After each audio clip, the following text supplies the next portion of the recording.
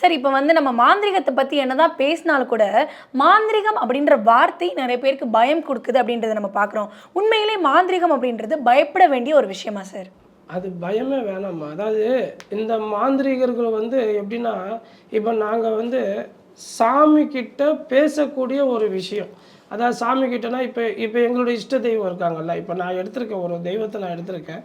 அந்த அம்மன் பேர் வந்து ஜாலக்கால் அம்மன். அந்த தெய்வத்த நான் இஷ்ட தெய்வமா எடுத்திருக்கேன். அந்த தெய்வத்துக்கிட்ட நான் பேசுவேன். இன்னைக்கு வந்து இவங்களுக்கு இந்த பிரச்சனை இருக்குமா? இந்த பிரச்சனைய வந்து காப்பாத்தி குடுங்கம்மா அப்படின்னு சொல்லிட்டு நான் கேட்கும்போது ஏன்னா 1000 சக்திகள மீறின அபார சக்தி தான் வந்து தெய்வ சக்தி. அப்படி இருக்கும்போது அந்த தெய்வத்துக்கிட்ட நம்ம முறையிடுவோம். சாதாரணமா கும்பிடுறது வந்து பக்தர்கள். நாங்க வந்து கடவுள் பித்தர்கள்.